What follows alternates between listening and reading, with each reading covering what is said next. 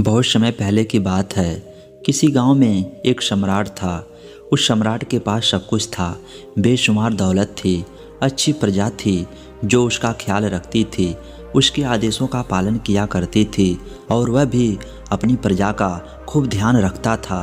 उन्हें कभी किसी चीज़ की कोई कमी महसूस नहीं होने देता था। कहने को तो उस सम्राट के पास सब कुछ था, किसी चीज़ की कोई कमी नहीं थी, लेकिन उसका मन कभी किसी एक काम पर टिक नहीं पाता था। वह जब भी किसी भी चीज़ को करने का प्रयास करता तो उसका ध्यान कहीं भटक जाता। इस चीज़ को लेकर वह बहुत चिंतित रहता था। कई बार वह अपने बगल के राज्य के राजाओं से भी मिला था और सभी ने उसे अलग अलग राय दी थी। सभी ने उसे अलग अलग तरीके बताए थे। जो भी तरीके उस सम्राट ने सुने थे उन तरीकों को अपने जीवन में उतारा, लेकिन उन तरीकों से उसे कोई लाभ न मिला, जिसके कारण वह हमेशा चिंतित रहता, परेशान रहता। कई बार तो रातों को उसे नींद भी नहीं आती और वह केवल करवटें बदलता रहता। एक दिन सम्राट के कानों तक एक बात पहुंची कि उसके राज्य में एक ऐसा असाधारण व्यक्ति है जिसके शब्द अनमोल हैं, जिसके एक एक शब्द में जीवन का रहस्य छुपा है, जीवन का सत्य छुपा है। और उस व्यक्ति से मिलने के लिए लोग बहुत दूर दूर से आते हैं, क्योंकि हर व्यक्ति की समस्या का समाधान बहुत ही सरलता और आसानी से करता है। यह बात सुनकर सम्राट बहुत प्रसन्न हुआ। उसे लगा कि अब उसके सवालों का जवाब उसे मिल जाएगा। इतनी तारीफ सुनकर सम्राट ने यह तय किया कि वह तुरंत ही जाकर उस व्यक्ति से मिलेंगे और उसे यह भी पता चल जाएगा कि जो लोग उनकी तारीफ कर रहे हैं क्या वह सच है या नहीं। अगले दिन सुबह सुबह वह सम्राट उस व्यक्ति से मिलने के लिए निकल गया। रास्ता कुछ ज़्यादा ही लंबा था, जिस कारण सम्राट ने बीच रास्ते में आराम किया। वहाँ पर उपस्थित हर कोई उस व्यक्ति के बारे में जानता था। जब सम्राट ने उनसे उस व्यक्ति के बारे में पूछा तो वे लोग उस असाधारण व्यक्ति की खूब तारीफ कर रहे थे। तभी सम्राट ने सोचा कि लगता है यह व्यक्ति बहुत बुद्धिमान है, बहुत ज्ञानी होगा और प्रभावशाली व्यक्ति होगा, अन्यथा हर कोई उसकी इतनी तारीफ नहीं करता। जरूर ही उस व्यक्ति में ऐसी कोई बात अवश्य है जिसके कारण हर कोई उन्हें जानता है और उनकी तारीफ कर रहा है। उस व्यक्ति की तारीफ सुनकर सम्राट के मन में उस व्यक्ति से मिलने की उत्सुकता और अधिक हो गई। अब वह सम्राट जल्द से जल्द उस व्यक्ति से मिलना चाहता था, जिसके कारण वह आगे का सफ़र तय करना शुरू कर देता है। जैसे तैसे वह सम्राट उस व्यक्ति के आश्रम पहुंचा, पर आश्रम में उसे कोई नज़र नहीं आया। आश्रम के पीछे एक छोटा सा बगीचा था। जब सम्राट वहां पहुंचा तो उसने देखा कि एक माली बगीचे में काम कर रहा था। उसका पूरा शरीर मिट्टी से लथपथ था, पैरों में कोई चप्पल नहीं थी। इसको देखकर सम्राट ने माली से कहा, सुनिए महोदय, इस आश्रम के मालिक कहाँ हैं? मैं उनसे मिलने आया हूँ। इस पर वह माली जवाब देते हुए कहता है, श्रीमान आप अंदर बैठिए, मैं उन्हें बुलाता हूँ, वह जल्द ही आपसे मिलेंगे। माली की यह बात सुनकर सम्राट अंदर कुटिया में जाकर बैठ गया और उस असाधारण व्यक्ति के आने का इंतजार करने लगा। कुछ देर प्रतीक्षा करने के बाद जब असाधारण व्यक्ति उस सम्राट के सामने पहुंचा, उसने देखा कि यह तो वही व्यक्ति है जो बगीचे में काम कर रहा था। सम्राट ने उन्हें नमस्कार किया और बहुत हैरानी से कहा, अरे आप तो वही माली हैं जो बाहर बगीचे में काम कर रहे थे। लेकिन अब की बार तो माली एक बौद्ध भिक्षु के रूप में आया था। तभी बौद्ध भिक्षु सम्राट से कहते हैं, सम्राट मेरा मजाक माफ़ कीजिए, मैं बगीचे में छोटा सा काम कर रहा था। मैं ही यहाँ का माली हूँ और मैं ही वह असाधारण व्यक्ति हूँ जिससे आप यहाँ इतनी दूर मिलने आए हैं। कृपया करके अपने आने का कारण बताइए। इस पर सम्राट उन बौद्ध भिक्षु से कहता है, महाराज मैंने सुना है कि आप जैसा व्यक्ति इस पूरे राज्य में नहीं है। मैंने आपकी तारीफ सुनी है, मैंने आपके बारे में कई सारे अच्छी बातें सुनी है। मैंने यह भी सुना है कि आपके पास जो भी अपनी समस्या लेकर आता है उसकी समस्या का समाधान आप अवश्य करते हैं। इसी कारणवश मैं आज आपसे यहाँ पर मिलने आया हूँ और मैं आपसे उपदेश सुनना चाहता हूँ, लेकिन मेरे मन में एक शंका है। इस पर बौद्ध भिक्षु सम्राट से कहते हैं, कैसी शंका? इस पर सम्राट कहता है, मैंने बहुत से विद्वानों को देखा है, बहुत से ज्ञानियों को देखा है। वे जब भी चलते हैं तो उनके पास तरह तरह की ज्ञान की किताबें होती हैं। उनके पास ऐसा कोई ना कोई संकेत जरूर नज़र आता है जिससे यह पता चल सकता है कि वे लोग ज्ञानी हैं। लेकिन आपके पास तो ना कोई ज्ञान की किताबें हैं और ना ही कोई ऐसी कला की संकेत आप में नज़र आ रहे हैं, लेकिन उसके बावजूद आप बहुत शांत नज़र आ रहे हैं। क्या आप मुझे इसका रहस्य बता सकते हैं? इस पर बौद्ध भिक्षु मुस्कुराने लगे और सम्राट से कहते हैं, मेरा ज्ञान तो इस संस्कार में प्रकृति के रूप में हर जगह है। मैं अपना ज्ञान जीवन की सरल और साधारण वस्तुओं से लेता हूँ। पर महाराज, आप यहाँ की समस्या को लेकर आए हैं, कृपया आप मुझे आपके यहाँ आने का कारण बताइए। इस पर सम्राट कहते हैं, गुरुवर, मेरे यहाँ आने का कारण यह है कि मैं किसी भी काम को लेकर लंबे समय तक उसी कार्य पर अपना ध्यान नहीं लगा पाता। मैं कुछ ही देर में उस कार्य से भटक जाता हूँ। कृपया करके मुझे अपने इस समस्या का समाधान बताइए। मैं इस बात से काफ़ी चिंतित हूँ। बौद्ध भिक्षु ने सम्राट की चिंता को समझकर कहा, महाराज, आपकी समस्या मुझे समझ में आ गई है। आप जिस कार्य पर ध्यान नहीं लगा पा रहे हैं उसके लिए मैं आपको एक ऐसा उपाय बता सकता हूँ, लेकिन आज आपको देर हो चुकी है। आप मुझे कल सुबह मिलिए।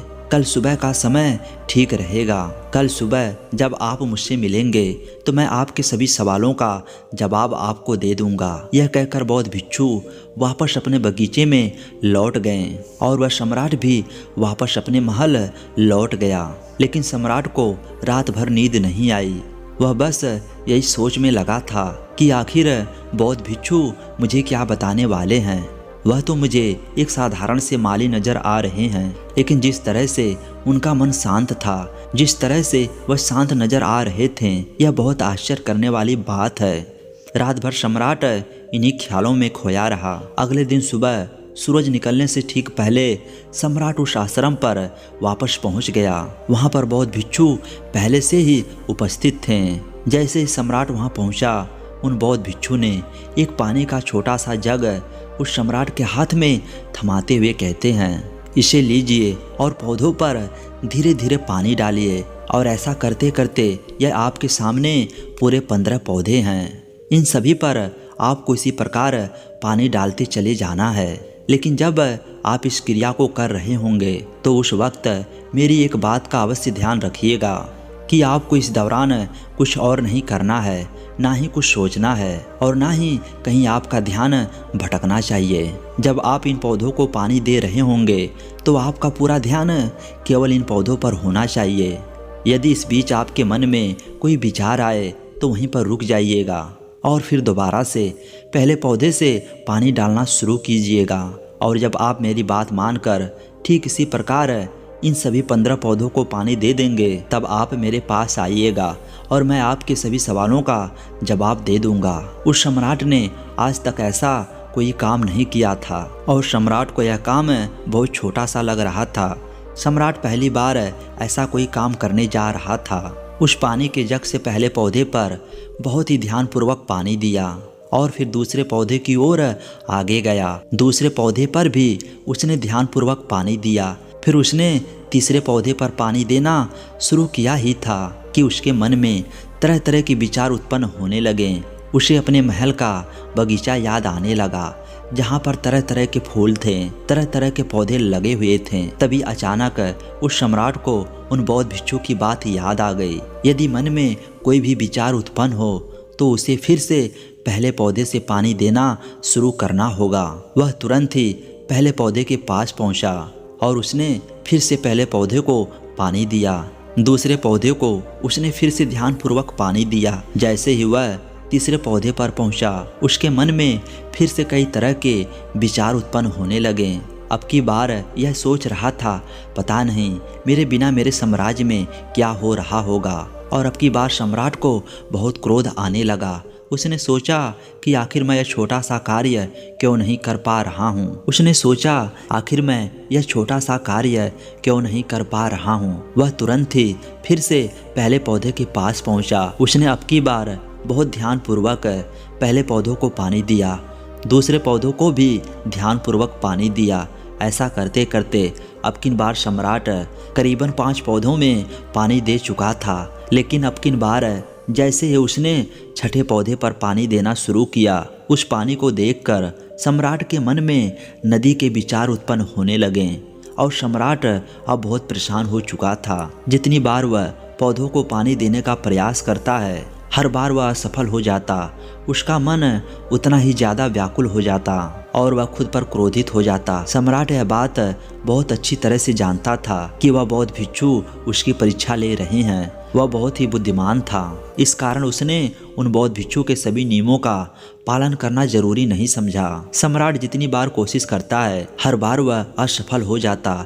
उसका मन उतना ही ज़्यादा व्याकुल हो जाता, हमेशा खुद को किसी न किसी विचार में उलझा हुआ पाता। ऐसे ही करते करते सुबह से शाम का वक्त हो चुका था, लेकिन अब तक वह सम्राट पूरे 15 पौधों में पानी नहीं दे पाया था। जब बौद्ध भिक्षु लौटकर शाम को वापस आश्रम में लौटे तो उन्होंने देखा कि वह सम्राट थक कर हार मान कर बैठा हुआ था और तरह तरह की बातों में उलझा हुआ है। तभी बौद्ध भिक्षु सम्राट के पास पहुँचे और कहने लगे, हे सम्राट, मैं तुम्हारी ईमानदारी से बहुत खुश हूँ। तुमने अपने कार्य को पूरे मन और लगन के साथ करने का प्रयास किया, इसलिए जो बात मैं तुम्हें बताने जा रहा हूँ उसे बहुत ही ध्यानपूर्वक सुनना और समझने का प्रयास करना। जब हमारा मन विचारों से खाली हो जाता है, तब उसमें मन का असली स्वरूप नजर आता है। तब साधारण से साधारण काम भी हमें ज्ञान और शांति देता है। इस पर सम्राट उन बौद्ध भिक्षु से कहता है, हे महाराज, पर ये कैसे संभव है? मैं तो जब भी कोई कार्य करता हूँ तो मन में कई तरह के विचार उत्पन्न होते हैं और मैं उन विचारों में फंसकर रह जाता हूँ और वहाँ से बाहर निकलने का कोई रास्ता मुझे नजर नहीं आता। तभी बौद्ध भिक्षु मुस्कुराने लगे और सम्राट से कहते हैं, सम्राट, तुम पौधों में पानी नहीं डाल रहे थे, तुम तो जल्दी जल्दी अपने इस कार्य को बस खत्म करना चाहते थे। तुम्हारे मन में तो यह विचार उत्पन्न हो रहा था कि तुम जल्दी से जल्दी इन 15 पौधों में पानी दे दो और उसके बाद तुम मुझसे मिल सको, मुझसे अपने प्रश्नों का उत्तर जान सको।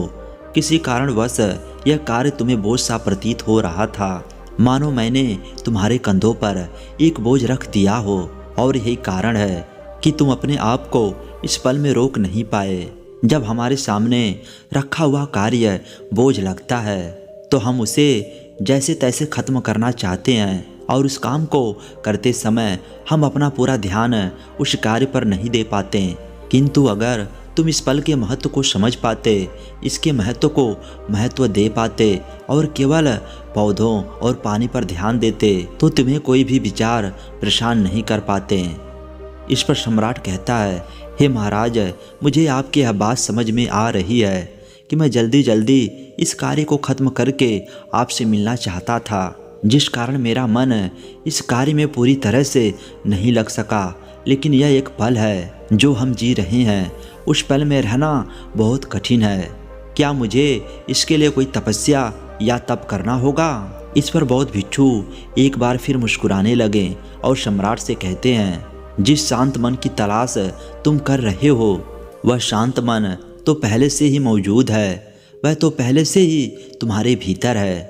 इसके लिए तुम्हें कहीं भी जाने की कोई आवश्यकता नहीं है और ना ही तुम्हें कहीं शांत जगह जाने की आवश्यकता है। इसके लिए कुछ ज़रूरी है तो वह है अपनी सांसों पर ध्यान देना। इसलिए अपनी सांसों पर ध्यान देना सीखो। हम किस तरह से सांसें ले रहे हैं और किस तरह से त्याग रहे हैं, इस बात को देखने और समझने का प्रयास करो।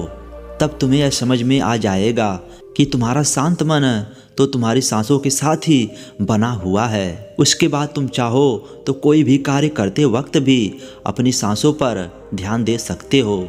जब तुम कहीं चल रहे हो, कोई ऐसा कार्य कर रहे हो तो तुम्हें अपनी सांसों पर ध्यान देना चाहिए, या कोई भी ऐसी क्रिया जो तुम्हें वर्तमान से बांधे रखे। इसका एक और तरीका है, 2-4 मिनट अपने आसपास की प्रकृति पर गौर करो। देखो कि क्या चल रहा है तुम्हारे आसपास है। इससे तुम वर्तमान में आ जाओगे। फिर तुम अपने कार्य को जल्दी जल्दी बस यूं ही खत्म नहीं करके उसे पूरे मन से करने का प्रयास करोगे, जिससे तुम्हारा मन एकाग्र होगा। और जब तुम्हारा मन एकाग्र होगा तो तुम चाहे कोई भी कार्य क्यों ना करो, फिर चाहे वह छोटा हो या बड़ा, तुम्हारा मन उसमें पूरी तरह से विलीन हो जाएगा और वह कार्य ही तुम्हें शांति और ज्ञान भी प्रदान करेगा। ऐसे समय पर हमारे मन में किसी प्रकार के कोई विचार उत्पन्न नहीं हो पाते और जब हम ऐसा करते हैं तो कर्ता और कर्म एक हो जाते हैं और हमारे भीतर की जो शांति है वह प्रकट होने लगती है। हम उसमें मग्न हो जाते हैं। इसे तुम चाहो तो आनंद कह सकते हो या फिर वर्तमान में जीना कह सकते हो और यह अवस्था सरलता से प्राप्त भी कर सकते हो। बस तुम्हें केवल अभ्यास करना होगा। बौद्ध भिक्षु सम्राट से कहते हैं, जो मन मुश्किलों में शांत रहता है, मुश्किलों से भागता नहीं है, केवल सचेत रहता है, वह मन हर परेशानी को पार कर सकता है, हर दुविधा से बाहर निकल सकता है। सम्राट को उन बौद्ध भिक्षु की यह सारी बातें समझ में आ चुकी थी। उसने उन बौद्ध भिक्षु को प्रणाम किया और वहाँ से वापस वह अपने राजमहल लौट आया।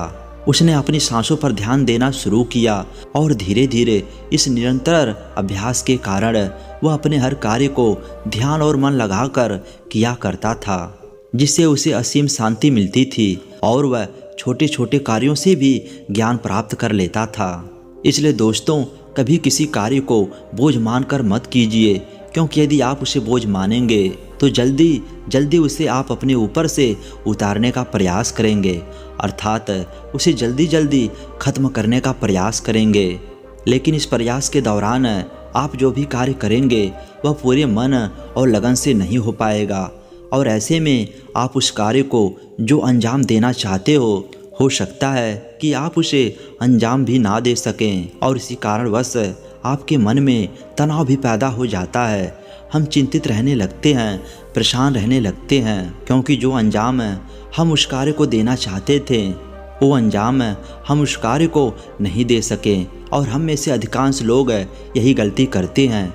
जब उन्हें कोई कार्य सौंपा जाता है तो वह उस कार्य को करने का प्रयास तो करते हैं, लेकिन वह चाहते हैं कि वह कार्य कितनी जल्दी खत्म हो जाए और वह उस कार्य को करते वक्त अपने आप को वहाँ नहीं रख पाते, बल्कि उनका मन तो कहीं और ही भटकता रहता है, जिससे हमारा मन हम पर हावी होने लगता है, हमें तरह तरह के विचार दिखाता है और हम उन विचारों में डूबते चले जाते हैं, हम उन विचारों में फंसते चले जाते हैं और फिर वहाँ से हमें निकलने का कोई रास्ता नज़र नहीं आता, जिससे हमारे मन में तनाव पैदा होने लगता है। हम बहुत परेशान रहने लगते हैं। हम चाहकर भी किसी कार्य को नहीं कर पाते और जो कार्य हमें वर्तमान की ओर ले जा सकता था उस दरवाजे को हम खुद ही बंद कर देते हैं, क्योंकि वह कार्य हमें बोझ लगने लगता है।